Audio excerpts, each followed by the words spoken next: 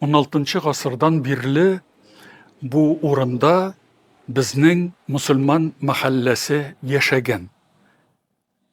Ул мусульманнар безнең мәхәлләбездә мәчет булса иде диеп хыялланганнар, дәүләттән сораганнар.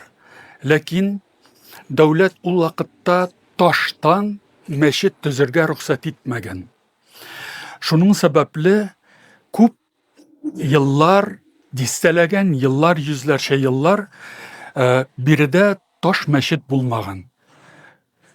Инде гасырлар узгач, Наполеон сугышлары узгач, биредә Наполеонның шәһәрне яндырып китүеннән 10 ел соңрак мусульманнарга бу татар тарихи мәчетен төзергә рөхсәт ителгән. Рөхсәт бирелгән.